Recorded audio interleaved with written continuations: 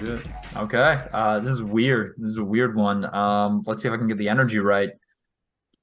Hello, Internet. Welcome to episode 215 of the Voluntary Viewing podcast, recorded on February 26th, 2023.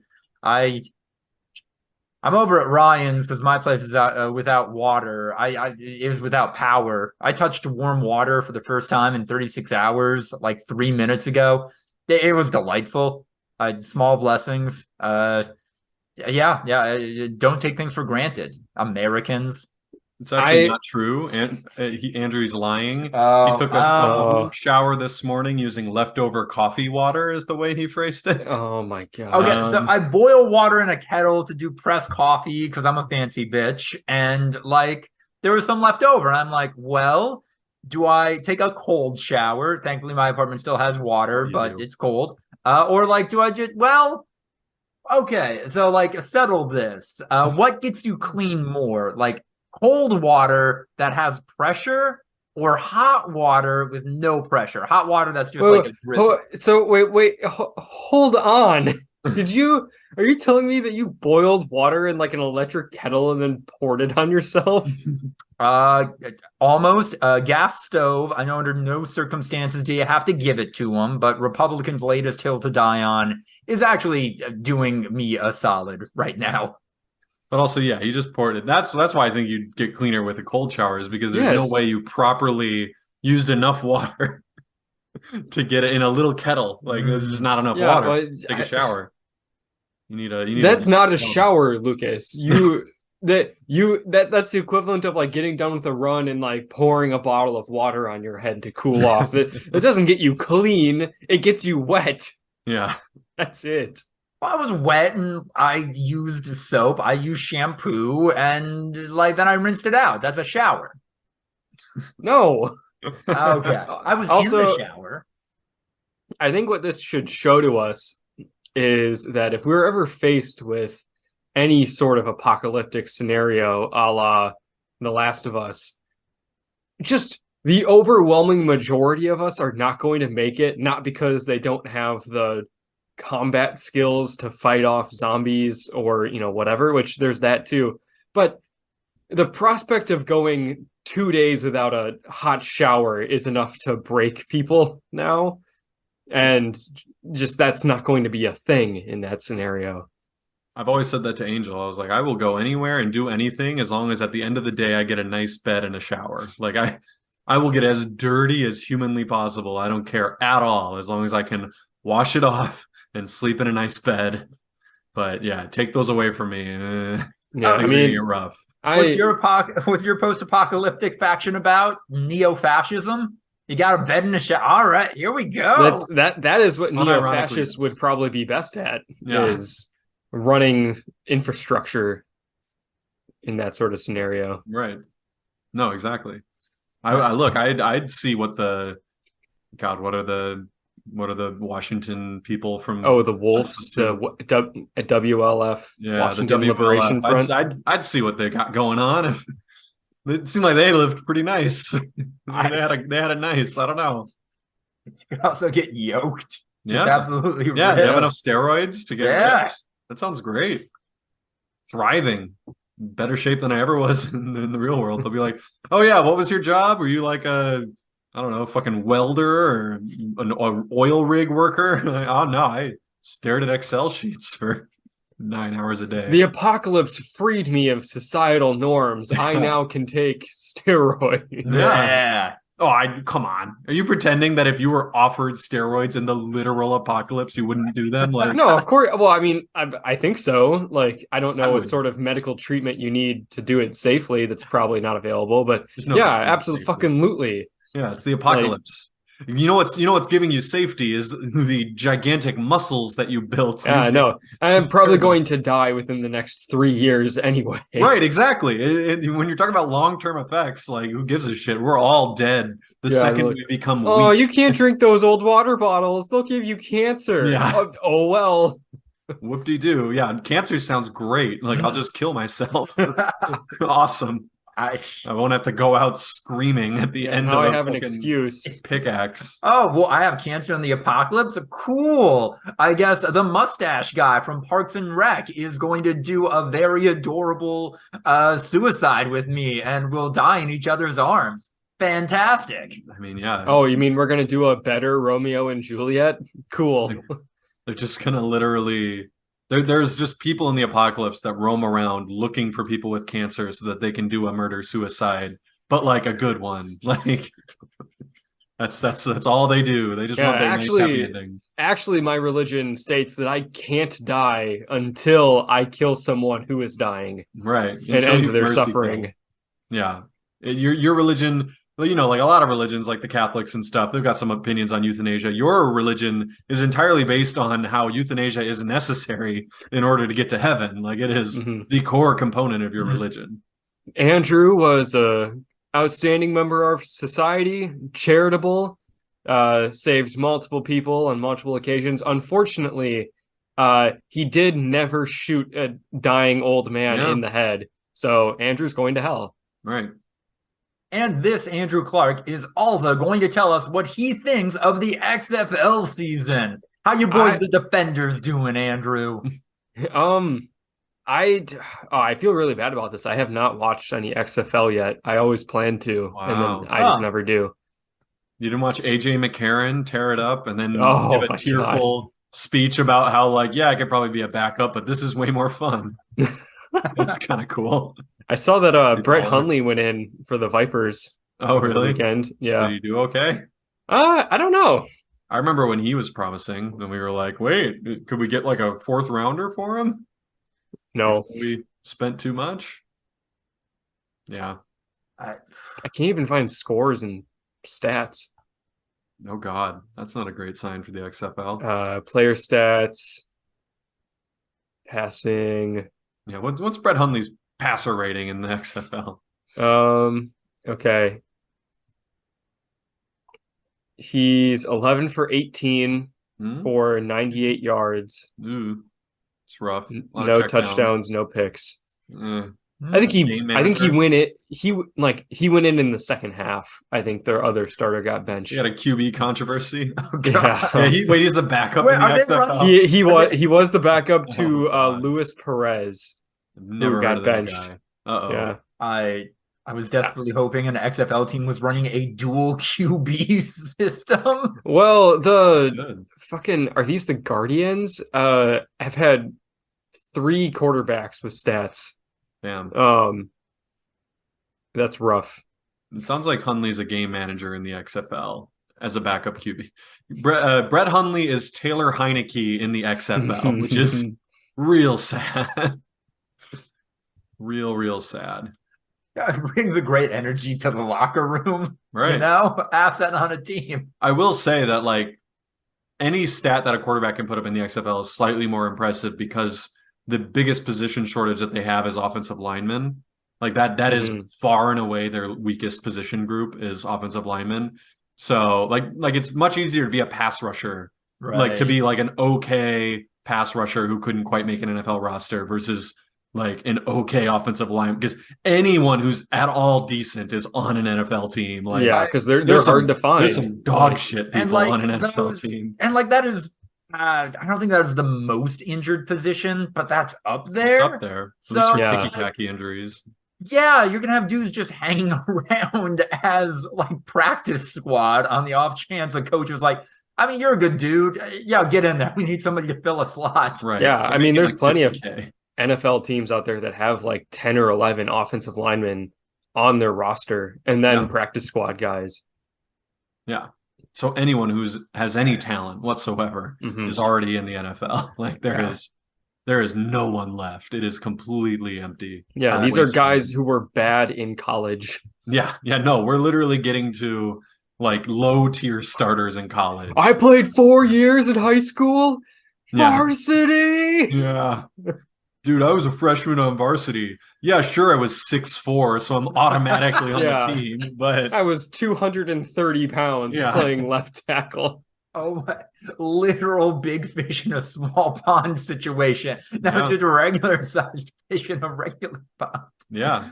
These are small fish in a small pond now.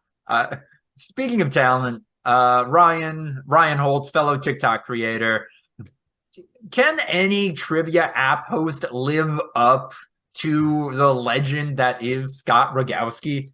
I had a weird connection to Scott Rogowski, and I can't remember what it was. I think it was one of my coworkers. I think one of my coworkers' sister was his roommate in college or something, like something insane. And like I heard a lot about him, and they were just like, "Oh yeah, apparently he's doing this app. Let's try it." And we all did it, and that's when we you guys remember my days of being a HQ trivia, Yeah, like actually like going for it and won.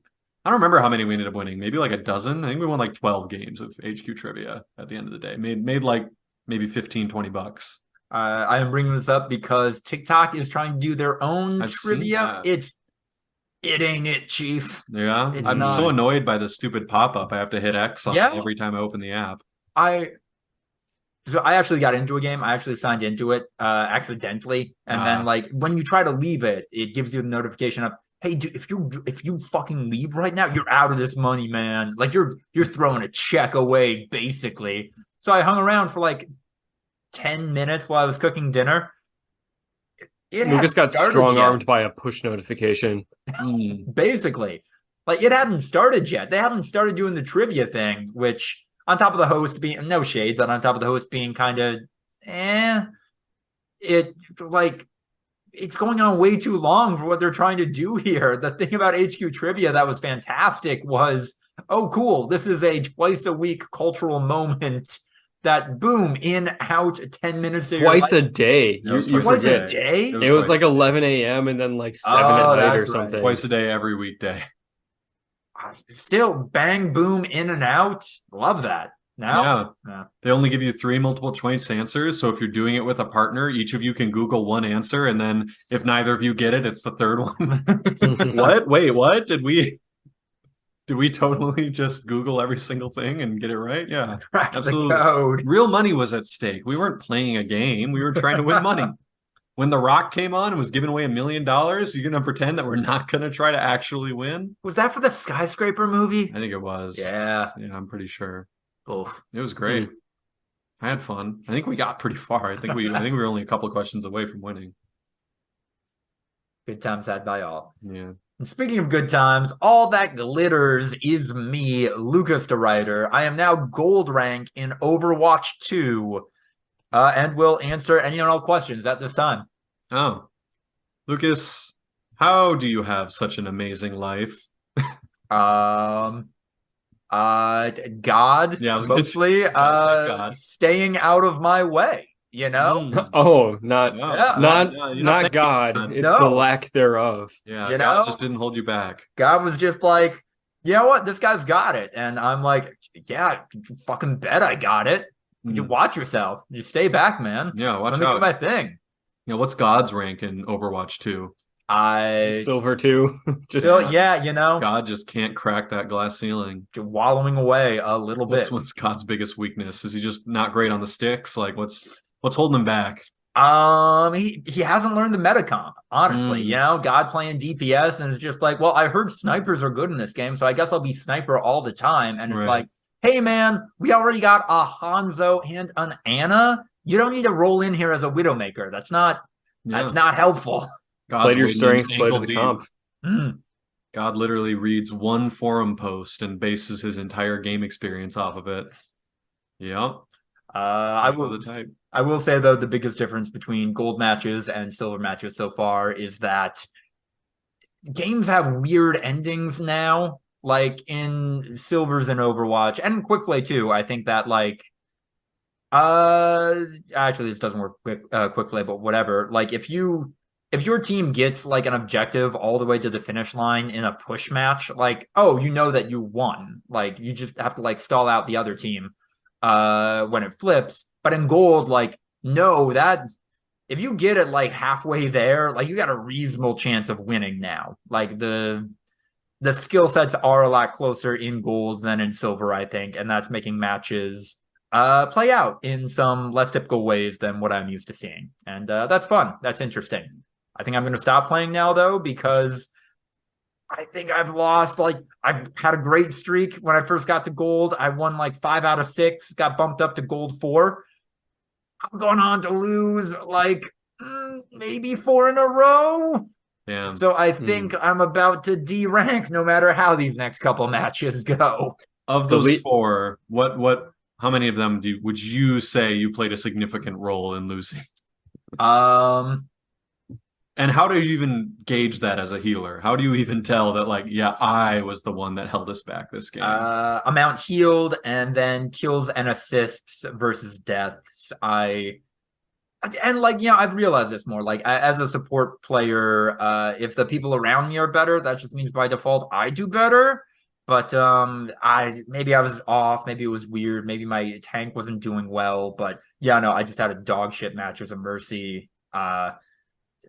Worst on the board of any healer, and that one was me. That L is around my clavicle, but yeah, no, the other ones people playing sloppy. I still just feel like that's my biggest hurdle with Overwatch 2 is the fact that I just genuinely don't understand the difference between doing good and doing poorly. Like, it just seems completely divorced from any action that I take myself. I do good because it seems like my teammates are doing good, and it seems like the other team is doing bad. Yeah. And then sometimes I do bad, and it's because my teammates seem to be doing bad and the other team seems to be doing good.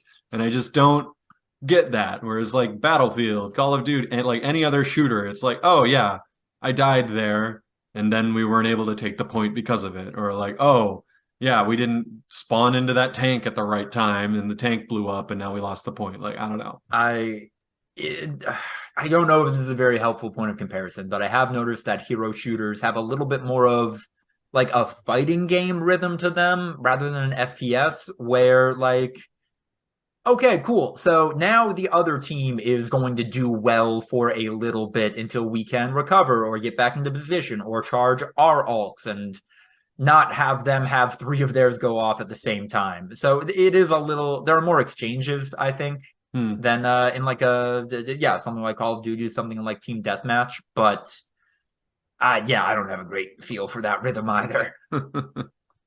Speaking of Call of Duty, though, it's coming to Nintendo consoles somehow. Microsoft is waving around a sheet of paper that makes it seem like this is definitely going to happen. So, they said that it was a 10-year deal. My understanding is that it's not that Call of Duty is going to come to Nintendo for the next 10 years. It's that within the next 10 years, Call of Duty will come to Nintendo. Is something in the language of that contract stating that Nintendo has to make a device that can actually play it? I think no, I don't believe so. And I think what is going to happen here is, like, remember in the Wii U era of Nintendo consoles where, like, maybe this is more GameCube and Wii, where there were like versions of Call of Duty games coming to Nintendo consoles, or like I looked it up. It specifically said, like, concurrently with Xbox. I don't think this is going to work. No, it's not. Well, when it says consoles, does that mean, like, just the Switch and the LED switch and the Switch Lite? Like, what does that mean, consoles? I imagine, like, they're whatever the current version of the hardware is, because I imagine Nintendo is going to release a new console some point in this 10-year period, and then Call of Duty games will be obligated to come out on that. This is all a part of, like, the weird condolences being made by Microsoft to acquire Activision Blizzard. And famously, Sony has not signed on for this deal with which Microsoft PR is doing some weird stunts on social media to, I don't know, try to turn that L into a W, but I have no idea how this is going to work.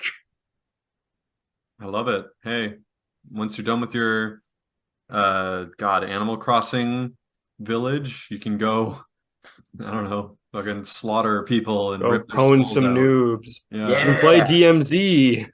Hey, there it is. Why not? This is how we get Animal Crossing skins in Warzone. Yeah, This is how we get Warzone skins in Animal Crossing. that too. I wanted an Isabel trinket hanging off of my M5. Yeah.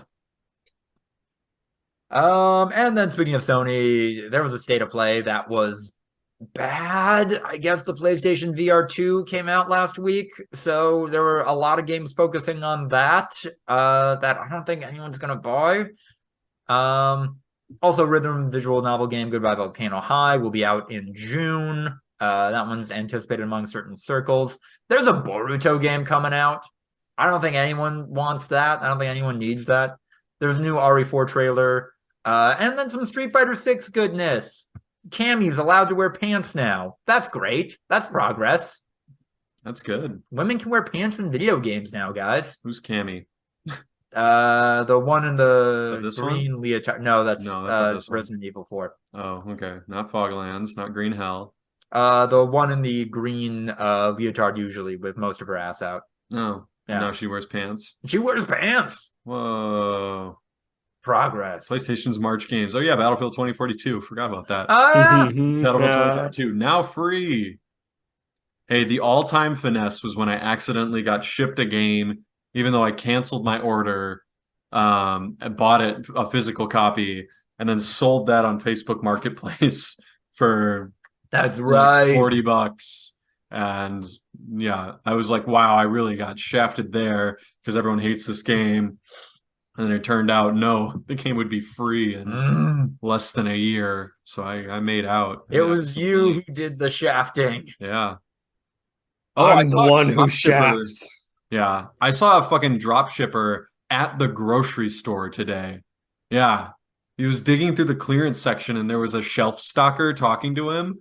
And he was just like, yeah, I'm like an Amazon authorized seller. So like I'm like looking for like certain products that Amazon is short on, and I'll bring them and I'll sell them at an upcharge on Amazon. Weird. Just buying it at the grocery store and then just selling it on Amazon for an Like what upcharge. were the items? Like I can't remember what he was looking at. It maybe it was like some fucking candles or some shit. I don't know. Oh. It was dude. weird, but yeah, he was looking at the clearance rack and just like digging through. I was just like, damn, is that That's an not a- Andrew Tate stand right there? Like, is That's that not a sustainable business model. I'm going to go buy 10 of these things and then sell them for a little bit of profit. Like, you can't. who knows you what the profit is that Oh he's my looking God. for. My God, but he's a part of a team of 24 people running this op all over the city. Yeah, who my knows what's God. going on? Mm. Yeah.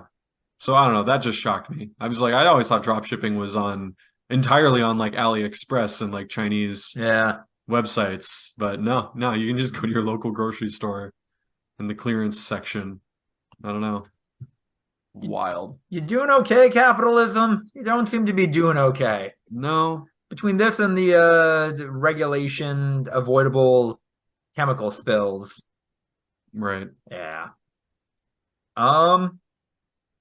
Although, you know what? We roast capitalism a lot on this podcast. Maybe we should do the same for communism.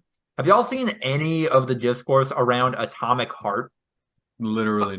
Okay. I'm clicking here. I saw a couple of people make vague, like, allusions to it, but I don't know what any of it is. So the pitch of this game is that this is a developed by a Russia team, a team based in Russia. They have made what is essentially BioShock, but taking place like in Russia and influenced by Russian culture. So instead of being a send up of like Randian political ideologies in the first two BioShock games and like American conservatism, racism in BioShock Infinite, this is just, yeah, what if the Russian, Soviet Union, communist utopia did happen and it sucks? So nobody's really sure if this game is pro or con communism, or if like this game is anti-Ukraine or not. Hmm. Hmm. I've never played it. I mean, does it seem like, is there any nods at all to the fact that there's a like Ukraine element to it? I only if you dig deep, only if you start doing some tinfoil hat stuff, only if you're like, well, the sex robots in the game have a similar haircut to the former Ukrainian prime minister. And it's like, Wow. Yeah, That's kind of a deep. reach. like Yeah. they're grasping at straws. I mean, we all know that like Eastern Europe game devs are like a big thing. So yeah, like they just Yeah. sounds like just a game studio in Russia made a game about Russia. And now people are like, wait, but Russia's bad. And it's like the people in Russia Are just not Russian. related. Yeah, they're humans. Yeah, and then the fact that this is a pretty much entirely white male development team based in Russia has a lot of that weird strain of conservatives who are like, I mean, Russia is defender of traditional Western values. We have to support this game. Like they are coming out of the woodwork for this in some wild ways. Right. I mean, I don't know. Is it saying that some have argued that depicting a successful version of the Soviet Union is an abject moral wrong? Ooh. Oh, So it does end. huh. We have a complicated situation now. Yeah. Andrew, do you have like an actual version of Zoom or are you using the free Zoom? Oh, I'm using free Zoom. Me too. Oh So boy. why is it ending? It's about to end. Yeah, unless we upgrade to Pro, which we cannot do. What? I don't understand. This has never happened before. Lucas uses his work account. Oh, Oh boy. oh boy. Listeners, you're getting some live action here. Okay, no, we can do this. We can do this. We got 9 minutes. Let's fucking do this. So wait, how long does it we get 40 minutes? Oh, So that means when we switch to Andrew's, we're gonna get 40 more minutes. 40 We'll be more fine. minutes? Yeah. And then Andrew, you will also have to record and download the episode and then send it to me and I can stitch it together. I can fix it in post. Okay. It'll be fine. Yeah. I don't know. But doesn't it seem like it's a dystopian version of the Soviet Union? Like there are literal like I see this robot with like a Yes. sickle and blood and it's like trying to kill you. It doesn't seem So- like it's super pro-Soviet Union. and there are like So- literal, go ahead, Andrew. A long time ago, I thought this game looked pretty cool and I was kind of interested in it. And since then, my interest has fallen off. The plot of the game is that it's like the Soviet Union became a utopia, which has robots doing all of the work. It's like a post-labor empire.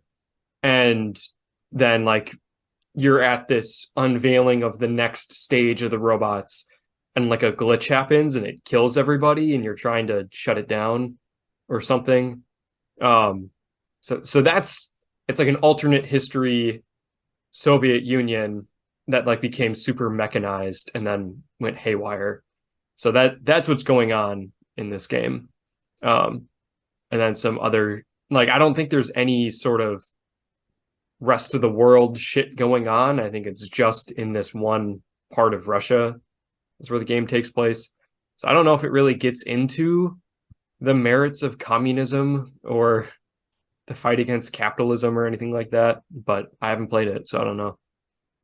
It's my understanding that no, this is just kind of a send up of like this culture, this kind of ideology that was really big 40 years ago, similar to what the first two BioShock games did with what is the Ayn Rand thing called? Objectivism? Is that the made up ideology they create? Yeah.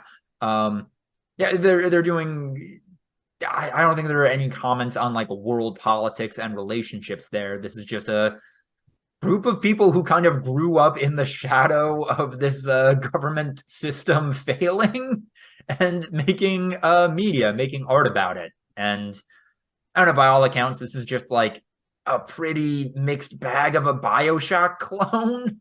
So it's not even maybe good enough to be having some of the conversations that are taking place around it. Yeah. Well, like I'm sure that some of the game devs are probably in support of the Russian invasion of Ukraine because they're Russian citizens. Right. They've been brainwashed by propaganda and like some of them are gonna be pro the state, like the Yeah, same a way. lot of people cheered when we bombed Baghdad in Right, yeah. How 03. many Like, Call of Duty devs were supportive of Bush in the war on terror? Like, I don't know. Yeah. That's it's just a thing. That's what's gonna happen with these types of games. And if you don't want to buy it, that's fair. Like, don't do it. I'm not gonna. Doesn't sound good. I guess there is some adjacent stuff about how maybe buying this game will send money to Russian oligarchs, but also like guys, like terrible people in the US make money from games that you buy made by US developers. Like it's not There's no such thing as ethical consumption under capitalism. I don't know how often we have to repeat this mantra, but like, guys, I get it. We can speak with our wallets, but also there's not going to be anything to buy. Like literally. yeah, the alternative is to create another society, and whether that is through like making a commune and getting away from everyone else, or staging a revolution, those are really your only two options besides just living in the society that we have right now and maybe not being happy about it. Yeah. Yeah. Maybe throwing fits on Twitter, but I don't think that you should condemn people for buying stuff. Like, yeah, it's impossible. It's literally impossible. No, what you got to do is start a commune, have your emotionally weird wife point out that that literally makes you a communist, and then be super isolationist about it in a way that's wait, what are your politics here? The last wait, what are your values? We've created the perfect society, and we will kill anyone that tries to be a part of it. Yeah, pretty much. Yeah. That's Last of Us Part 3, right? That's when Jackson's gonna fall or whatever. I don't know. No. I'm curious. We will see. That's all I have for news. And oh wait, no. The founder of r/Wall Street Bets is suing Reddit for removing him from the forum a year prior to the GameStonks event. Now that multimedia projects are in the works, he's claiming that he's lost money due to Reddit's actions. Damn. Can we do we have thoughts and feelings we can express in 4 minutes on this?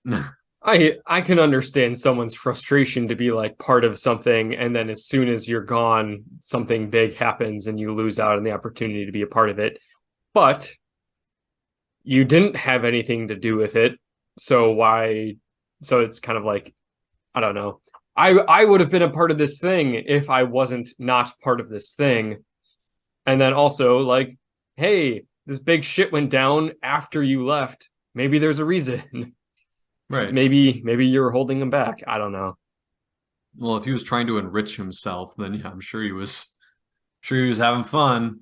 I'm sure he was doing some weird shit. Yeah, his entire case, this Redditor's entire case rests on him having the moral high ground, actually, and him being slighted in any kind of way, which, buddy, I have a hard time believing a Redditor did not do something to merit being banned on a forum. Yeah. I don't know. Yeah, have fun talking about that in court. Yeah. It's all a scam. No, I was ironically using these Pepe memes. I'm not about that. Yeah. All right. 2.5 minutes. This is the weird zone. Well, it's probably, I don't know. How fast can you talk about JoJo's and or Fire Emblem before we switch over? Not fast enough. Speed them through. Okay, then we should probably just switch over, right? I think we pause and then jump into yours, yes. And we're back just in time to talk about JoJo's Bizarre Adventure, Part 9, The JoJo Lands. The weirdest thing about this is that COVID is real in the JoJo's Bizarre Adventure universe, which doesn't seem right.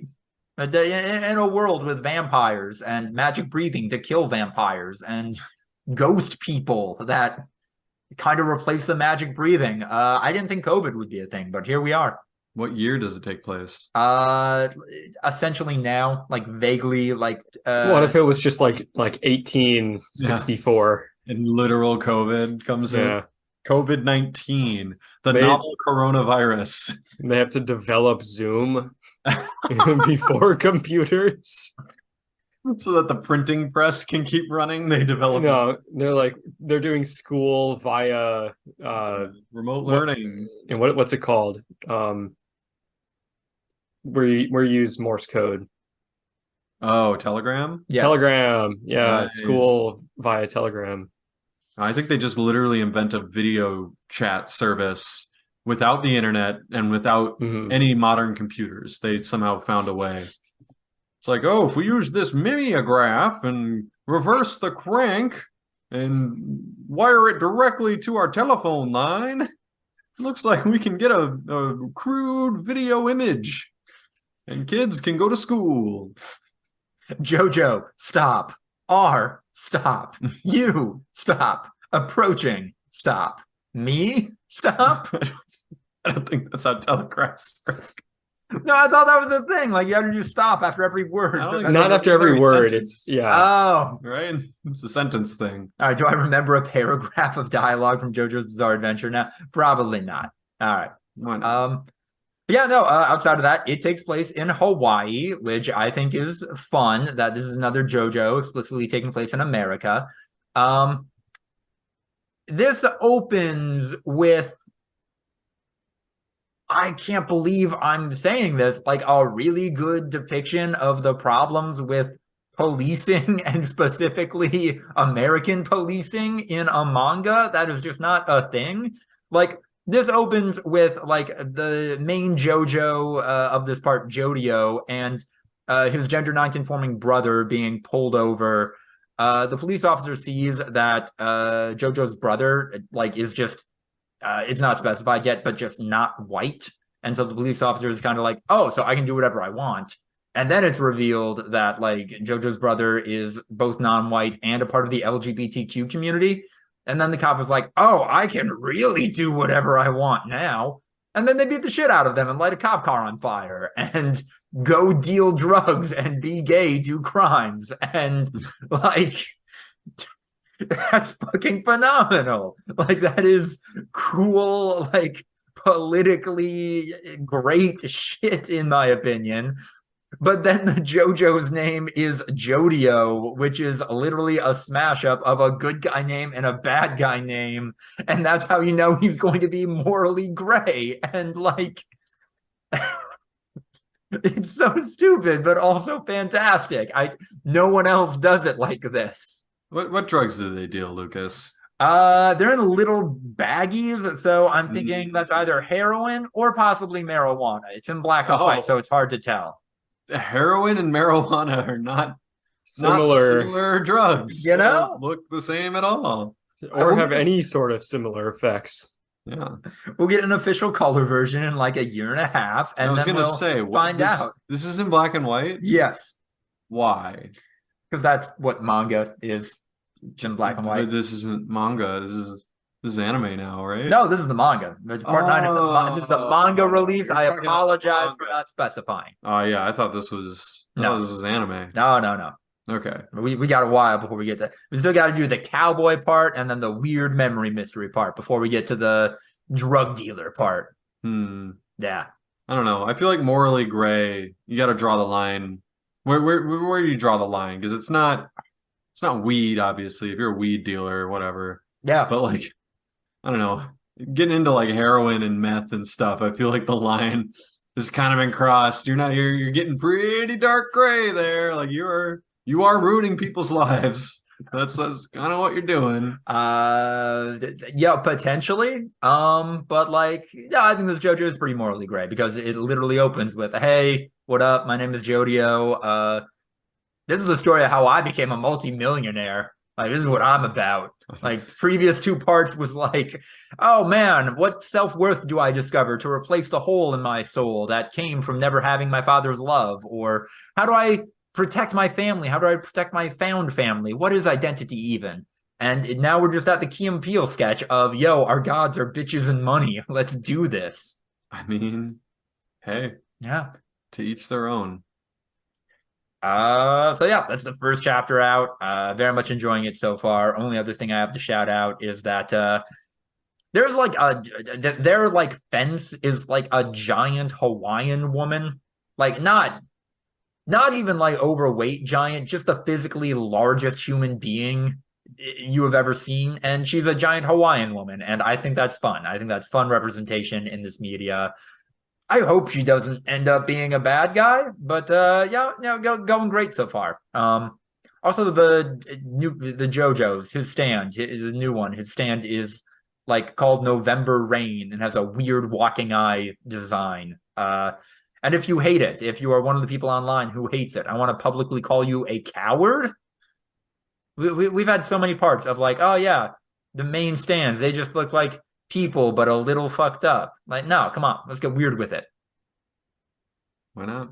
Let's do it. What have y'all been checking out? Jedi Fallen Order? Yeah, I think I mentioned a couple of weeks ago that I started playing that game. Played it for a while, took a break because I got busy.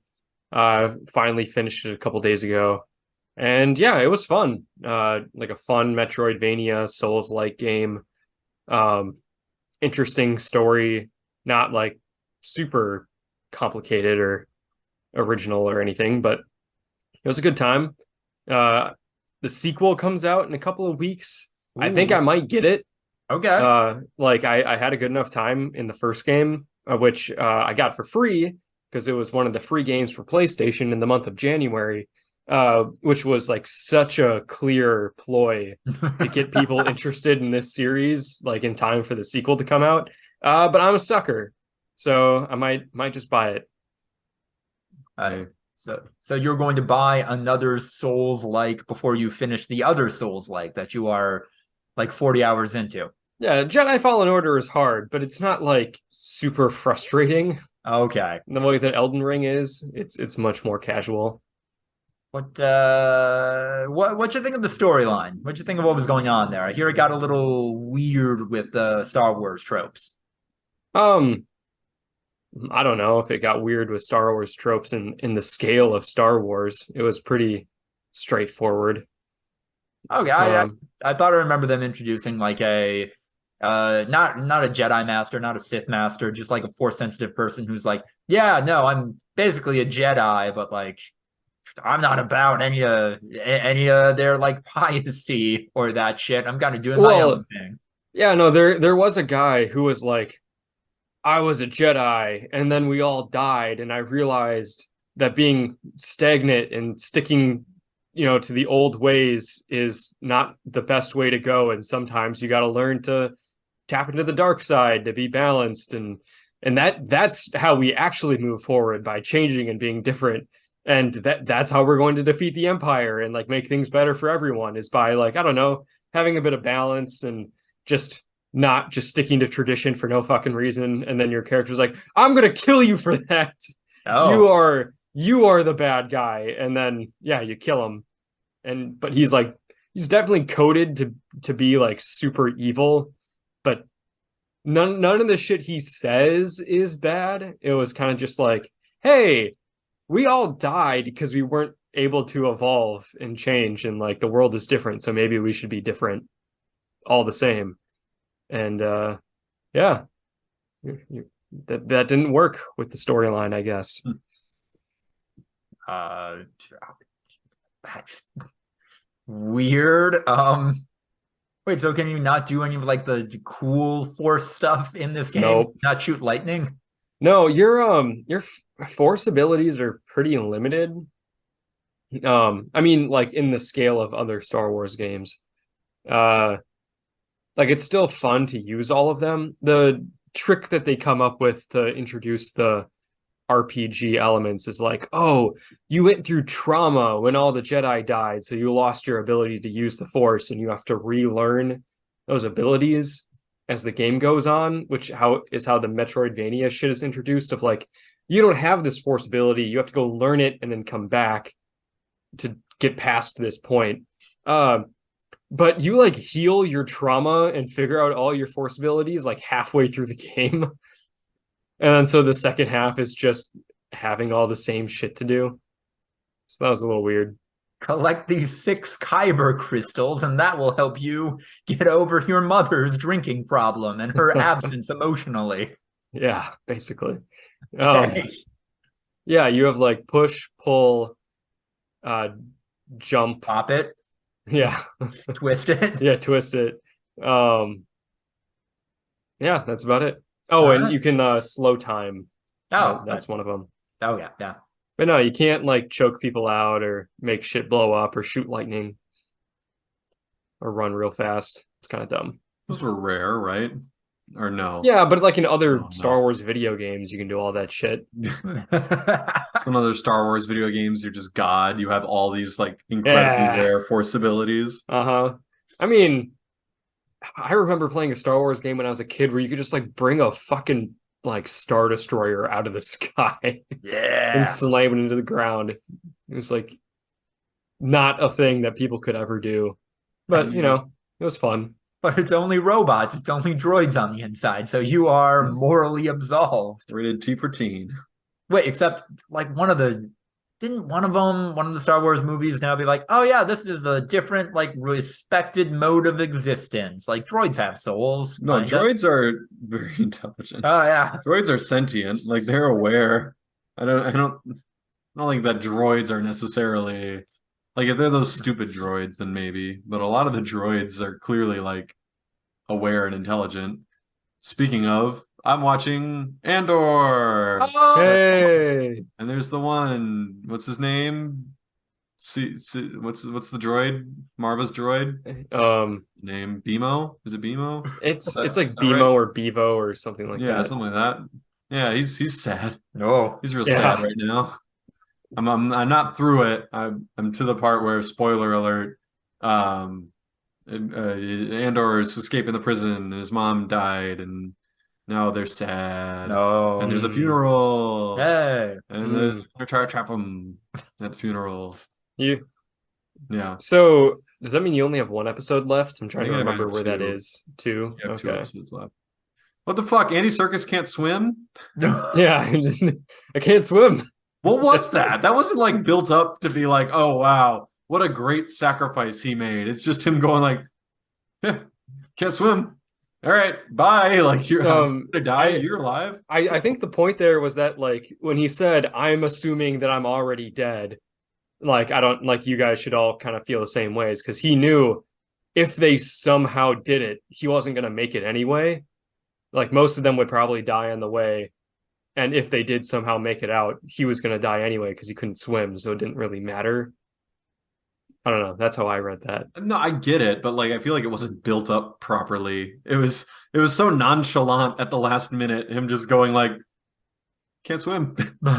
Bye. Like, see you never. I don't think he expected to get to that point. Was the thing is that he actually got there. He's like, oh shit! I just kept crawling and it just kept working. Yeah, I mean, and then so he's like, yeah, he did that to get everyone out. He didn't really think at all about his own personal How do safety. the prison guards move around? There's gonna be something. I don't know. Once again, these are writers. They have unlimited power. They're not constrained by anything. They can write anything. It would make sense for there not to be any sort of like transports on the prison other than like the one that comes to drop prisoners off. And I don't know. I guess. I don't know. If something bad happens. Then they die. Dies. It's a maximum security prison. It's chill. There's no big deal. I don't know. I feel like they were really like the running theme was that they were so cocky because they're basic like the Empire is so indestructible. Like we're at the peak of the Empire's ability.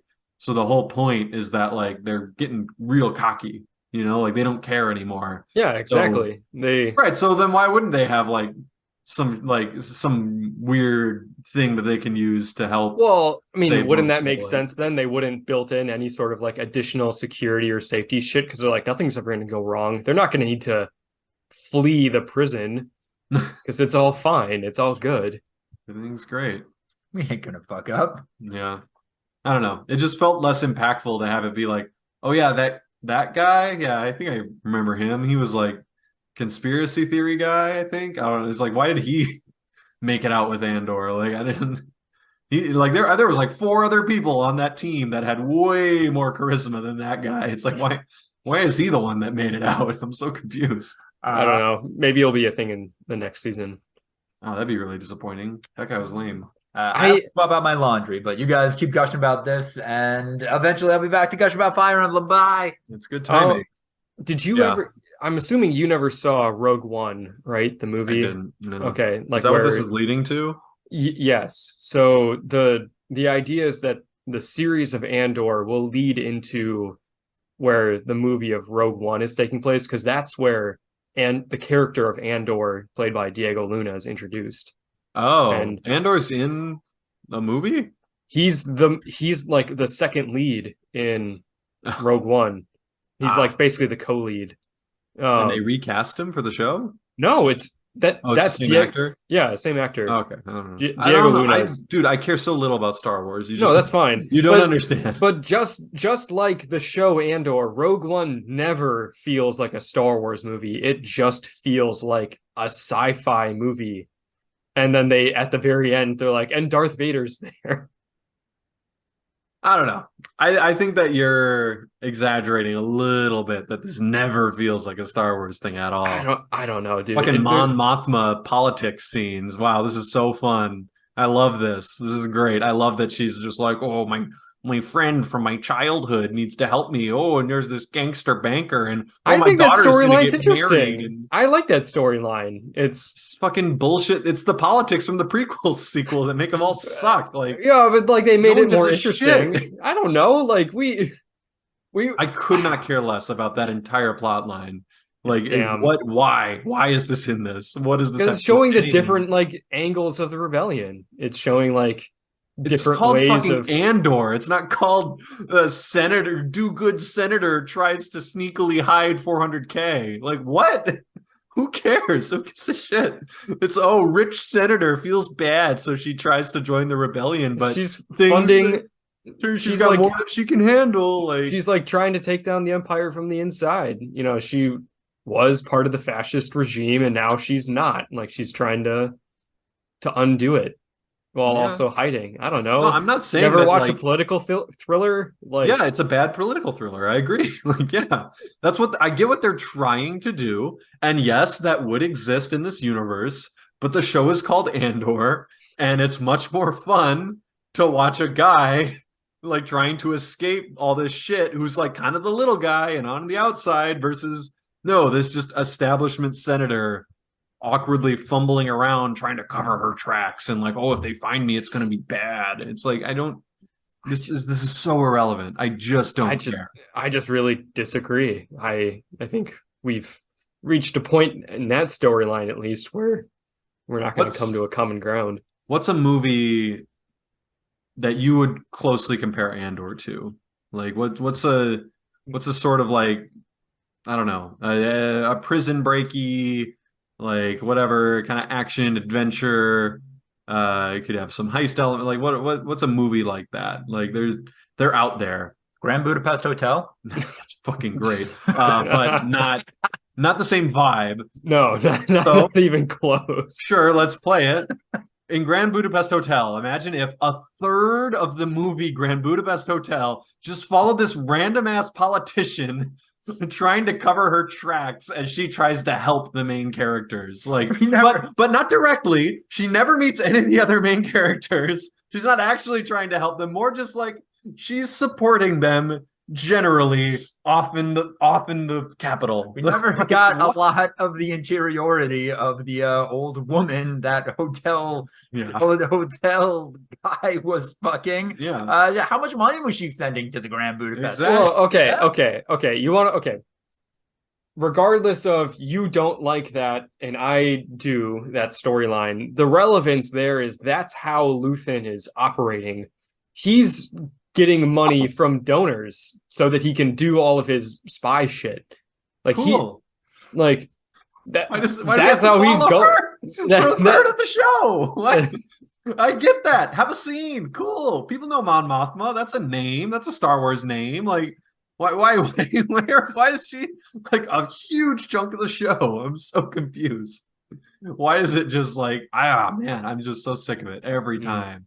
And this stupid like, oh, no, it's a marriage and oh, the old traditions and Well, the oh, other, I mean, like the oh. other aspect there is like showing the culture of fascism and like how the elite handle that sort of oppressive system where they're like, yeah, no, this is fine.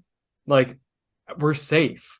We're good. Like that's the whole point so that we can be good. And then showing how fascist societies can oftentimes bring out like the old traditions were the best, follow like return to tradition Come even how no matter how fucked up they seem because we're the best people, blah blah blah. I just I don't don't. think it needs to be as big of an element of the show. I don't know. Can I ask what I think is a critically important element of the TV show Andor? Sure. Yes. Does anyone ever refer to him as Andy, or do they just use his full Christian name Well, for they the don't. entire run? Because Andor is his last name. Oh, Yeah. Andor's his They- last They name. basically never refer to him as Andor. what's Yeah. his first name? The bad guys sometimes call him Andor. Yeah. Usually they say Cassian Andor. Ah, And all of his friends call him Cassian or Cass. okay. Okay. So we do have some like more endearing nicknames going on. And his Okay. his actual name is like Casa, right? Because he was living on like the Lord of the Flies planet or whatever. Oh, is it not Cassian? Well, I mean, I don't know. Maybe it was. I thought it was Cassian and like his Casa everyone and Cass his are his nickname. oh, I thought it was just Casa, like that was his name, and then they gave him a different one that sounded like it. No, I think it's Cassian. Oh, okay. Cassian Jerome. Oh, Andor. originally a Canary boy named Casa. Ah, So wow, look at him being anglicized. when Hey. Marva adopted him, she just Yeah, it was a little weird. They're like, oh shit, this kid's here. Let's kidnap him. well, the kid was dead. Like the kid was as good as dead. So it's like we kidnap him or he dies. I guess we'll kidnap him. Like works for me. And he couldn't ever have been like, hey, can we go back and get my family? Like, Yeah, my sister. My sister. I have some Fire Emblem updates in the bit I was able to play before and in between Power being out. I think I messed up my team comp in the early hours and might be fucked now. So the way this works is that if you have an emblem on a character, they level up with that emblem, and then eventually you get the option to inherit skills.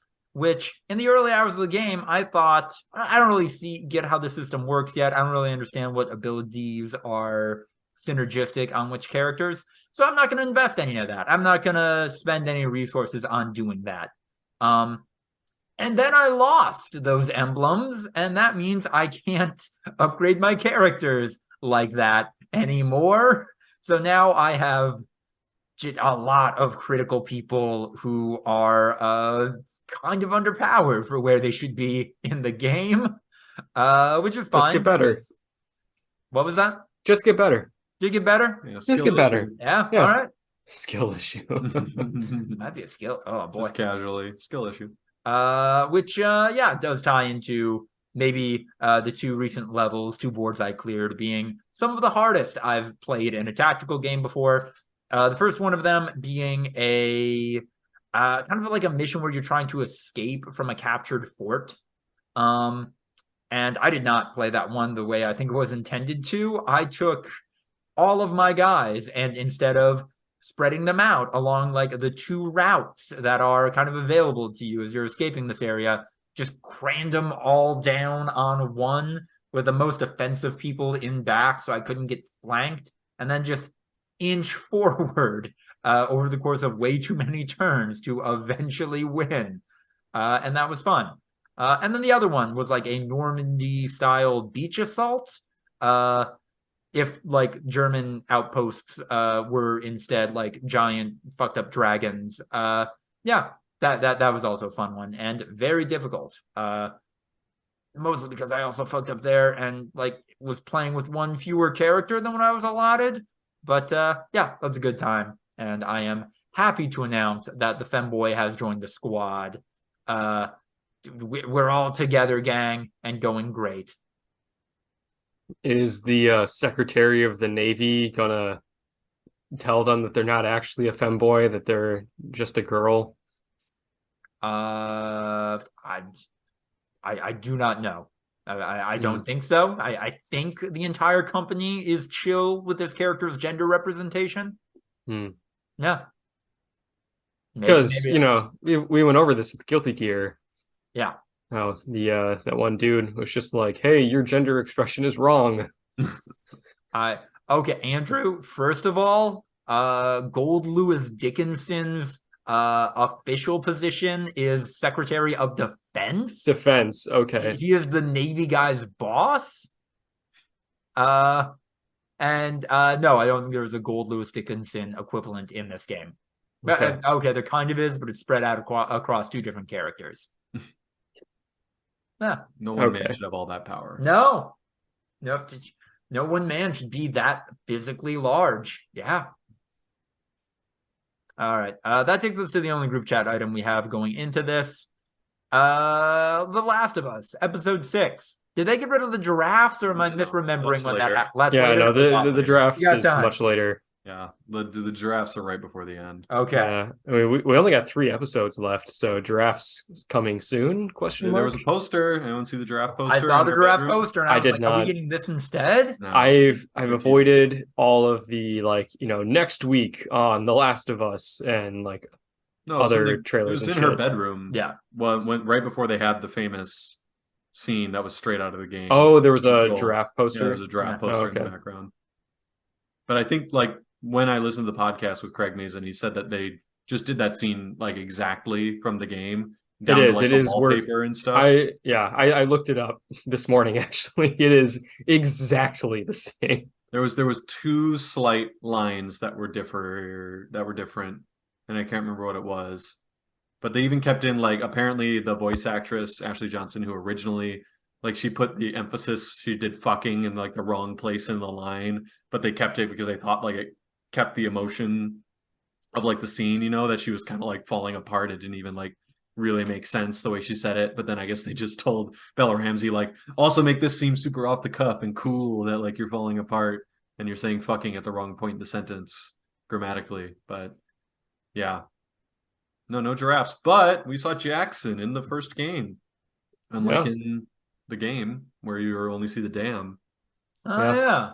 Yeah, like I think in the first game you like go past it and like Tommy goes and is like, we're gonna go watch a movie, and you can like see it from far away. Yeah.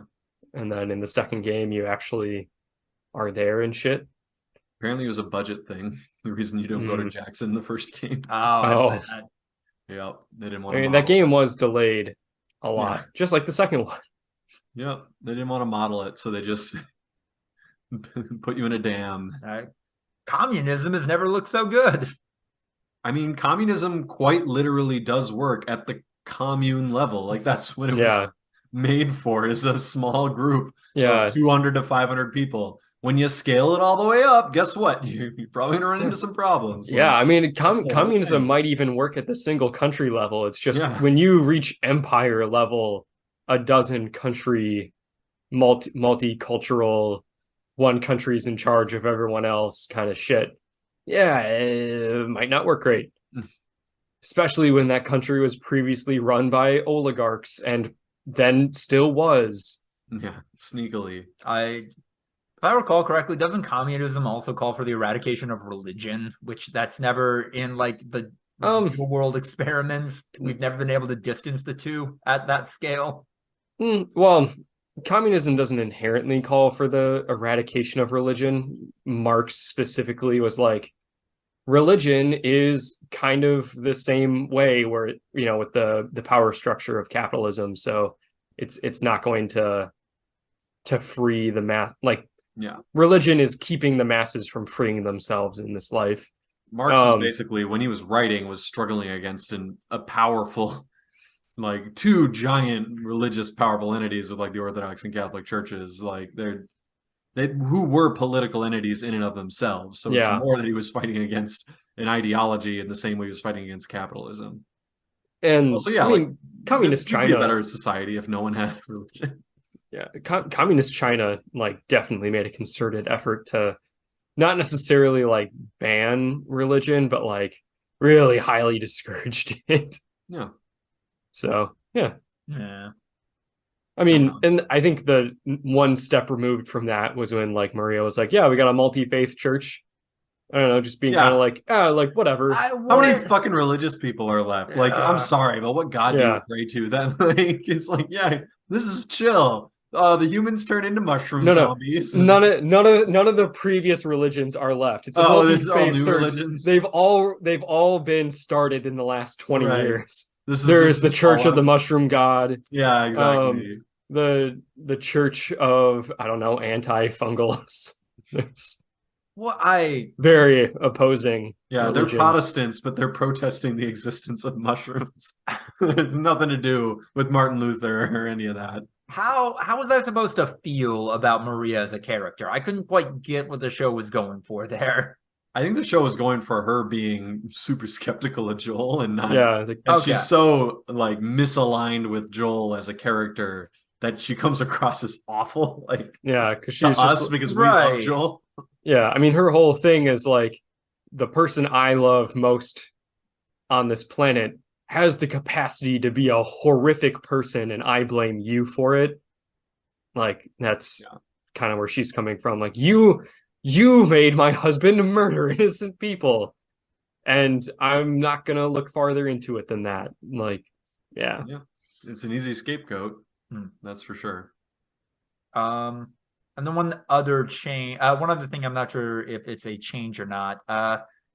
In the game, did Joel get stabbed and that's why he's laid up for a while, or was he just sick? Oh God, no! It was much more dramatized. He falls off a balcony and That's fucking gets stabbed with a impaled by piece of rebar. rebar that sticks through his body, and it's like, oh, he's dead. He's dead and now. then there's a whole like scene where he's like stumbling and shooting his way out of the university, and and then he collapses, and then it's like how many months later, and it's just Ellie hunting for herself, and you kind of assume he's dead for a while until they do the whole like, I need medicine, and it's like, wait, the fuck? The what now? I don't know what medicine cures being completely punctured end to end by a piece of rusty rebar. Like, well, the wound itself is healed, but the bacteria is there. I need a tetanus shot. That's it, and then he'll be. And in the game, he gets the shot, and within like 2 hours, he's ready to walking go. around. It's pretty easy. You're rescuing her. You go from getting the shot to rescuing her in about. That is a wound hours. that, with today's like medicine infrastructure, you'd still be laid up for weeks. Yeah, if you get rushed to the hospital instantly, you're probably still spending a couple months in the hospital. She stitched him up with like fishing line, and then like two or 3 weeks later gave him a single shot of penicillin. No, but in the game, he has the old man strength, which the show has pointed out. Oh, that's not real. Like, that's not. It's the opposite. Yeah, they're like, Joel is a guy who thinks he's Joel from the video game. Yeah. Joel has played The Last of Us, and he thinks he's that Joel, but he's not. To be fair, him snapping a dude's neck while he is stabbed in the gut, that was pretty video gamey. That was... I kind of disagree. I feel like Joel's kind of lame. Like, Joel's not... And like, because Craig Mazin, I think, was so fascinated by the, like, he keeps failing the people he loves theme, that he wants that to be the main through line, so he just makes Joel a fucking weakling who constantly gets beat. Like, Joel hasn't won very much in this show. I think the implication there is that in the background before this, Joel has been Joel from the video game, like the fucking Terminator. But now that he is being overcome with his relationship with Ellie and he's afraid of losing her, that's making him a weak piece of shit. But they never show him being Joel from the video game. They just show him being basically a guy who has somehow survived this long. The test stuff definitely happened before Ellie. Like, I don't know. If you listen to the podcast, I think Craig Mazin's really harping on the fact that he keeps failing all the people he loves. Yeah, no, I am listening to the podcast. Tommy joined the Fireflies because Joel failed him. Like, he failed Tess. Sarah failed Tess. Obviously failed Sarah back in the day, and now he thinks he's going to fail Ellie too. But like that, when you watch that as a show, all you see is him failing constantly. And then when you play the game, all you see is him winning, and then there's a couple of times where he gets caught. If we had gotten an episode of like in between there where it's showing all the nasty shit Joel did like before he got to Boston, maybe it would have been a little bit better. Where they're like, I mean, because like they said Robert's terrified of you in the first episode. Like everyone in the quarantine zone knows who Joel is, and they know him as this unstoppable badass. But we never see him as the unstoppable badass. We just see him as the guy who gets like kind of bailed out multiple times.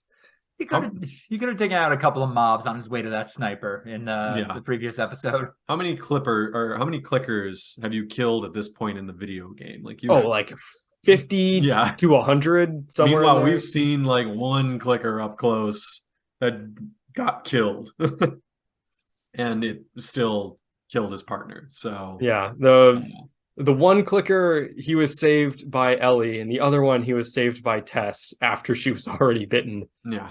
And then there was the little gymnast clicker who baby ate clicker the shit out of Melanie or whatever. Melanie Linsky. I don't remember the character's name. That's right. Kathleen, I think it was. Kathleen. Sure. There you go. So like I know we're running out of time. What is your opinion of the show? I know we've kind of harped against it a little bit. I'm still really enjoying it. I think it's still good as hell.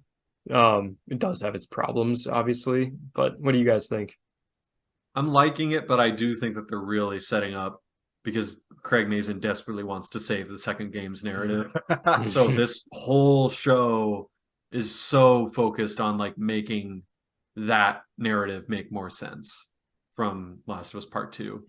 And he's just like, wait, Neil, you're getting flamed a lot online. I can save it. I can save that narrative. And they'll go, actually, Neil Druckmann was right. That was a better show. And so they're kind of sacrificing some elements of what made like the first. He's just Grimo worm-tonguing him. He's like, Neil, I can make them love you again. I mean, Neil, the masses will think you're the genius you say that you are. Neil, I think unironically that, you can hit Joel in the head with a golf club and it'll make sense this time. I think they're focusing on the themes that most line up with Last of Us Part 2, because they want that narrative to work, even though I personally just don't think it works. And I think that they're sacrificing, like they're taking what could have been a 10 out of 10 season of television and making it like a 9 out of 10 season of television, so that hopefully season 2 can be an 8 out of 10. I also think that those changes make the narrative of the first game a lot more cynical than what it was. Yeah, I agree with that. And like, I don't. The game was meant to be a lot more hopeful. Right. And I feel like the show has gone pretty cynical, with the exception of Bill and Frank's story. Should we just carry it over to another call? Yeah, we got more. We got more pod here. All right. Ending. Be right back. I think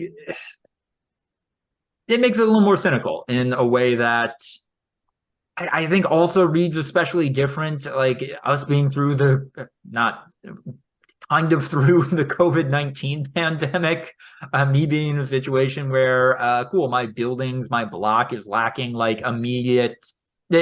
some like necessary utilities.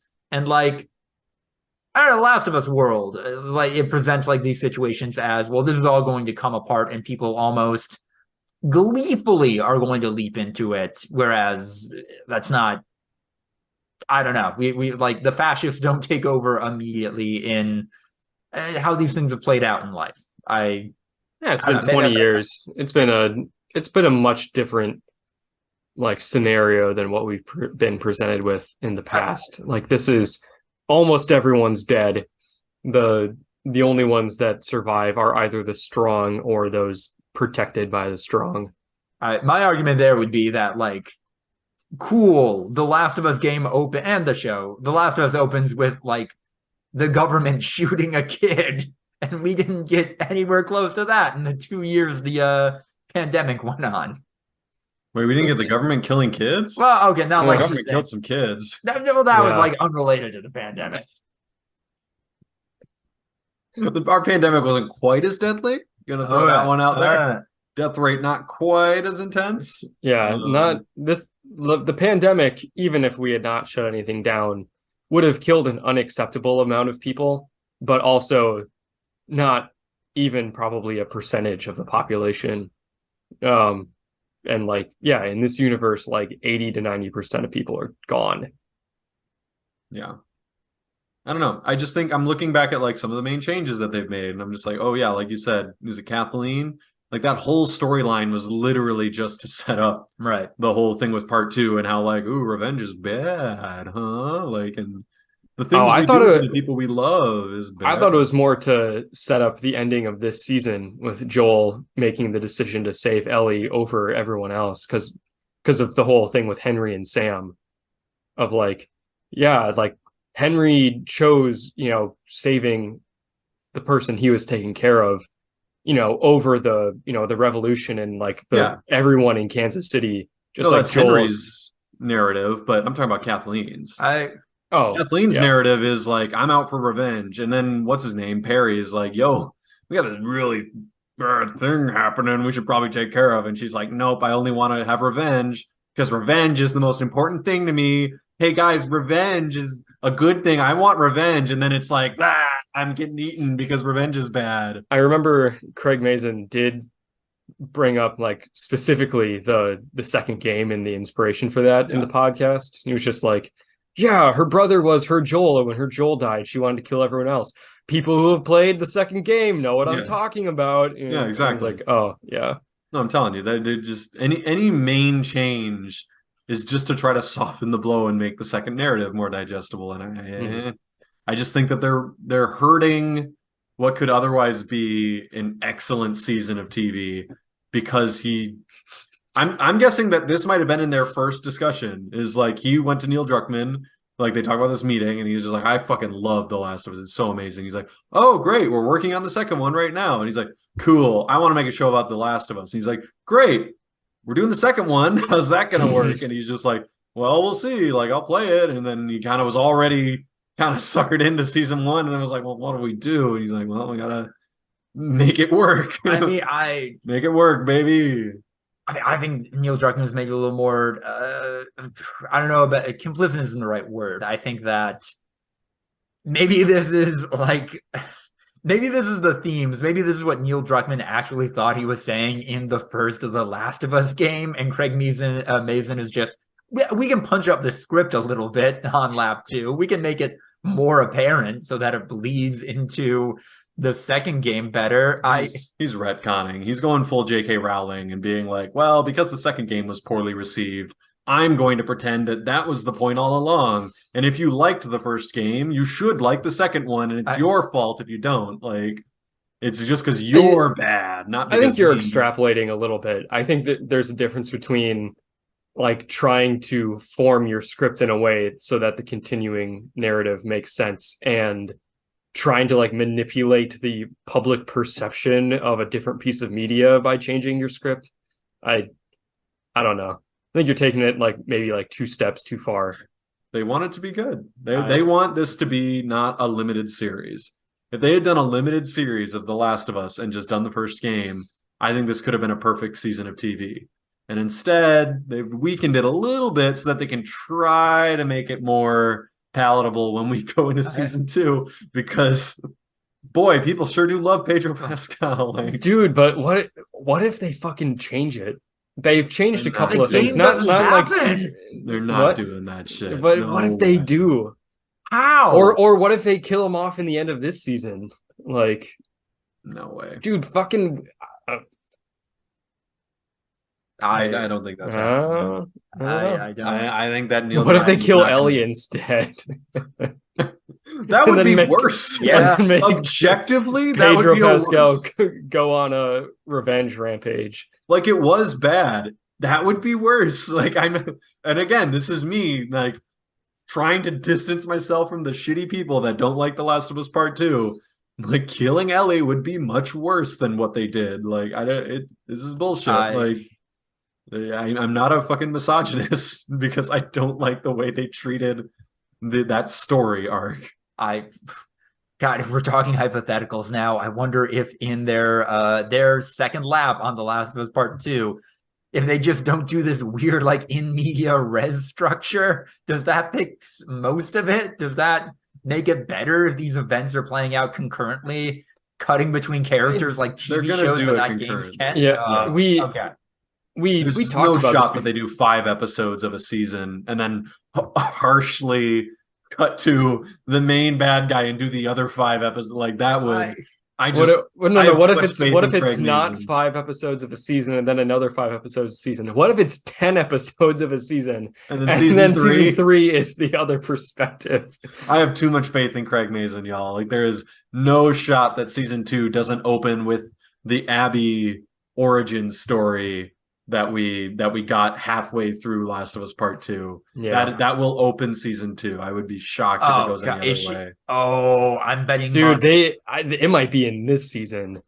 Like, if we're talking about how he's trying to set this up so that season 2 makes better sense, what if Abby is introduced in this show this There's season? gonna be a kid in the operating room watching Joel kill her father. Yeah, she goes and hides in a closet or something and then sees her dad Right. get fucking shivved. Yeah, she's like the most sympathetic character of all time. Just like, oh my God. Oh, Dad, I love you so much. We're so great. All right, daughter, I'm gonna go operate. Hey, there's a window in the operating room. Like, You want to see me kill this kid? I know you want to be I know you want to be a surgeon one day and continue the family business. Why don't you take a gander? And she's just like pounding on the window, like, no, no. Just find a way to make it less horrifically jarring. No. The season 1 of The Last of Us ends with, after the doctor's dead, you see the shoes of a little girl walking into a weight room with the Doom music playing. And she hits the squat rack. Immediately goes to the gym. Ultimately, though, I think I do agree more with you, Ryan, than you. Sorry, Andrew, that I think, yeah, no, a lot of the changes made in this, which I think maybe just boil down to, hey, what if we crank the fucked up dial a little bit on these characters? Like, what if it's just 1 or 2 notches higher, and then, like, then that makes, like, the events of the second game feel a little more natural progression. I feel like they're much more flawed in the show. I feel like in the game they were the perfect balance of flawed, where it was like, I'm so unbelievably aligned with these people. I think the ability to have gameplay changed that, though, in the first game. Like, you know, we talk about Joel's, you know, toughness in the game versus the show. Like, Joel had like the perfect amount of fucked upness in the game because you could see him doing all of this violence and see how capable he was and the shit that he was doing in order to achieve his goals. And you can't really have that in TV show because you can't have Pedro Pascal kill 300 soldiers and like 1,000 clickers and then have him have like a heart-to-heart with Bella Ramsey about, like, you know, staying safe and shit like that. I don't know. I mean, not like, if you're a coward. I feel like there's a domino effect of like, okay, we can't have this, but we can have this. Well, because we can't have this anymore, this other thing has to change about this character. And because of that, then this other thing has to be different. But if we want to work in this other thing from the game, then we have to make sure this happens. And in order for that to happen, this other thing can't happen. Like, I don't know. I feel like there's a chain reaction of like the character's place in this world because the gameplay element isn't there. Go for it. I think that, like, similar to the last season of Game of Thrones, I'm just worried that I'm the first harbinger of, like, kind of having this all click a little for me and being like, guys, no. Like, I remember season 1 of episode 1 of season 8, we got on this and I was like, guys, that was so fucking bad. And everyone else was like, that was good. And I was like, you guys, we know how it ends now. Like, we know what they're doing. This is really bad. Like, and I was the one ringing the alarm bell being like, that was my least favorite episode. You guys, this is so, maybe I'm wrong, but like, I'm so scared right now. And I'm not, and like, I still think this is a 9 out of 10 season of The Last of Us, but I'm just sitting here going like, like, alarm bells are ringing. But the difference there is that, like, we can see what they're doing, and what they're doing is not that bad. Like, what Game of Thrones was doing was, you were saying, I can see what they're going to do. This is going to be so fucking bad, because it was so fucking bad. And the rest of us were like, well, just in reverse, like, well, if it's going to be so fucking bad, then it can't be possible because this is a good show. Therefore, you're wrong.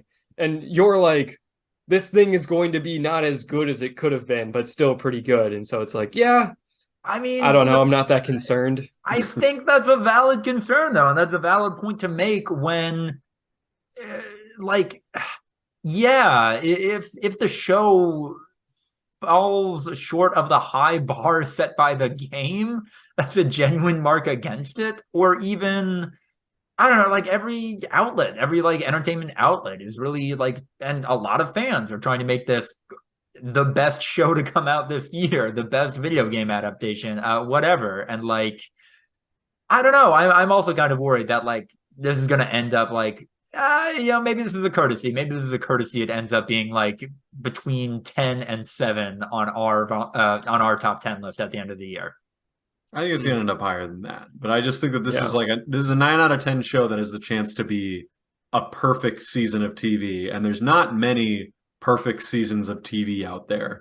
And I know I can name a few off the top of my head. And I think that a lot of them then went on to have weaker follow-up seasons. I mean, but that's the thing about perfection is that like when you make something as good as it possibly can be, your next thing has a very high chance of being worse because it can't be better.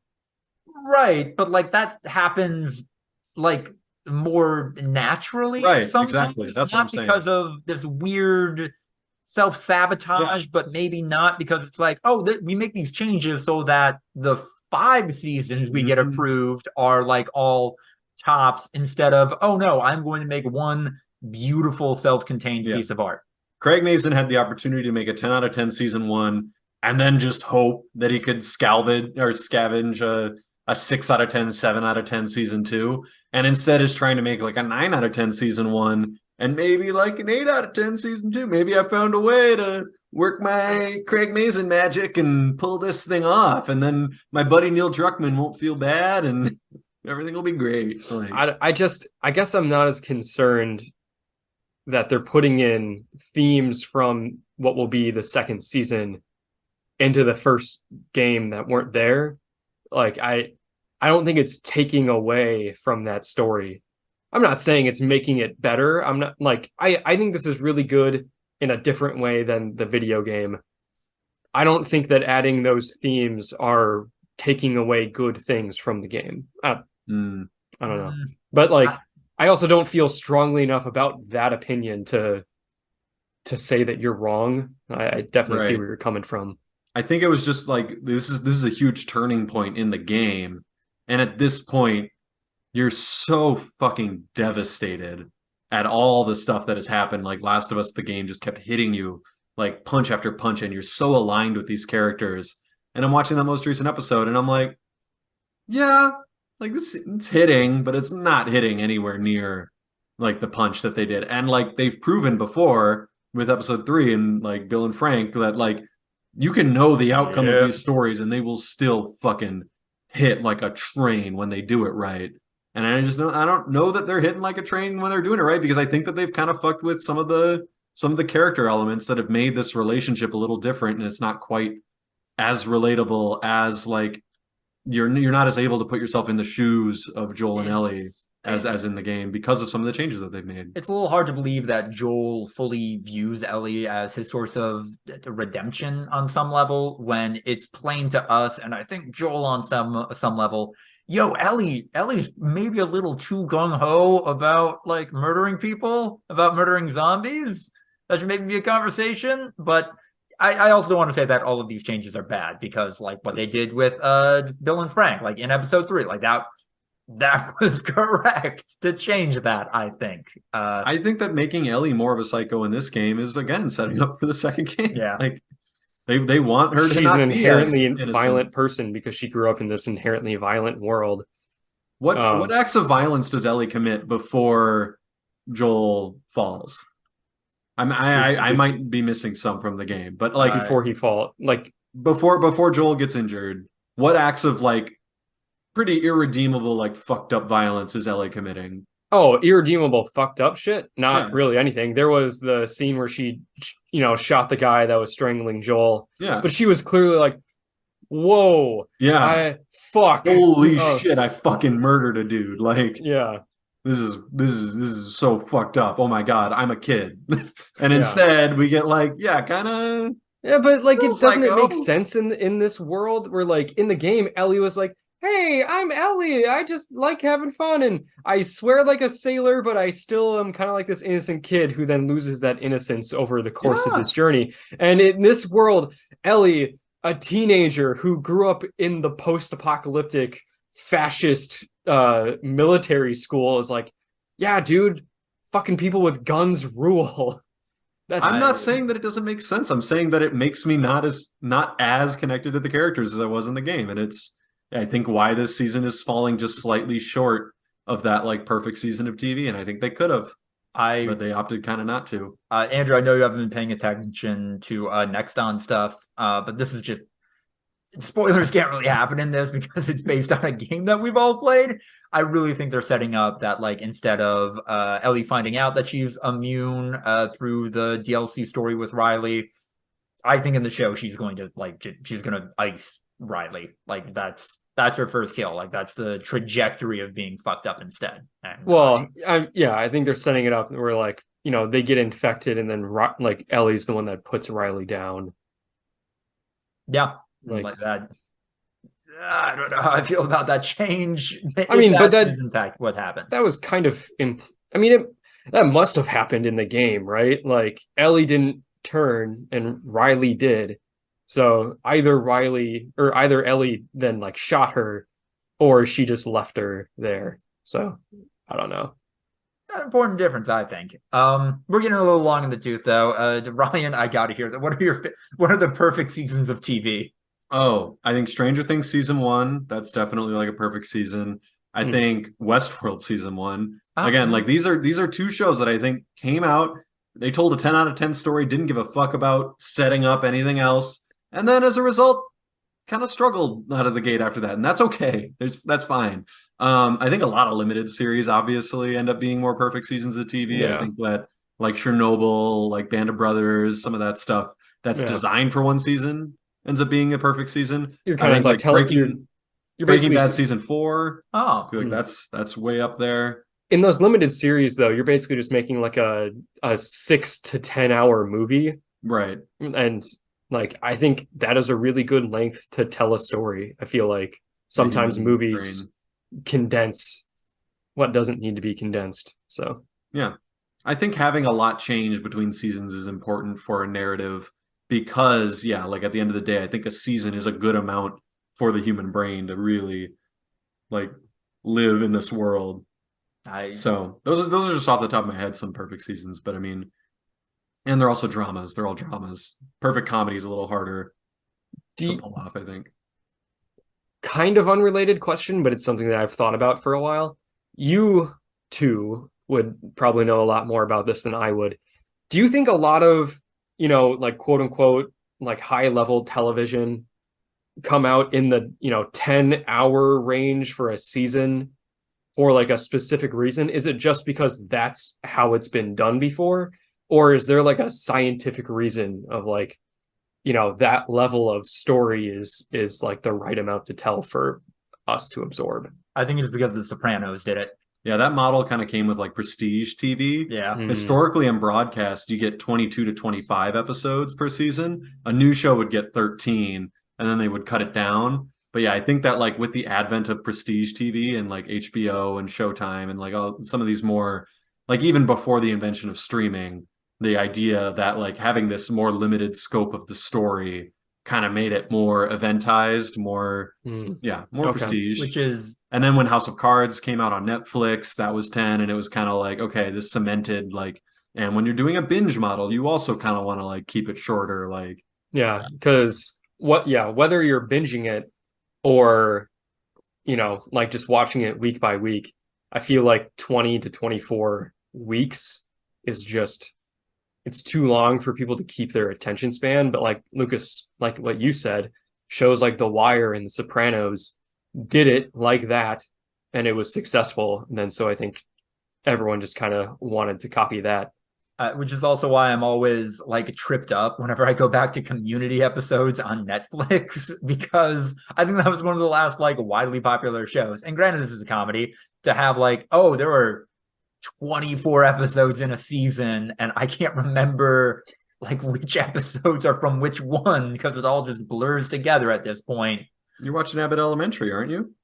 I watched the first season, yeah. Oh, you're not watching season 2? I should. I was gonna say, because they're doing a full 22. They got a good for them. I mean, it's network. Yeah. Broadcast shows. You need to fill programming. Yeah. It's more about that than anything. And I think you live with the characters a lot more with that episode order. And there's going to be episodes that are slower. But if you're a prestige show that's kind of angling for like Emmys and shit like that, then you don't want the voters to be watching this episode where, yeah, they're all fucking trapped in a room and they're just dicking around. Like you want there to be pretty much nonstop heart palpitations. That's what's going to win. So if you want it to be good, make less of it.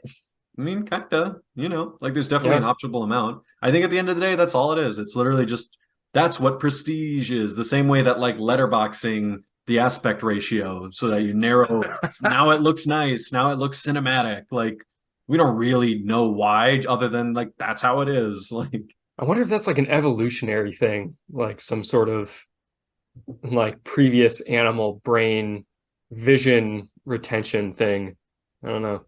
I think it's just tradition. I think that like it's impossible for us to remove it, especially with the letterboxing thing, just because that's the aspect ratio of movies. So when your TV show narrows the frame, it's like, oh, it's like I'm watching a movie kind of, but it's a TV show. Ooh, this TV shows feel so fancy now.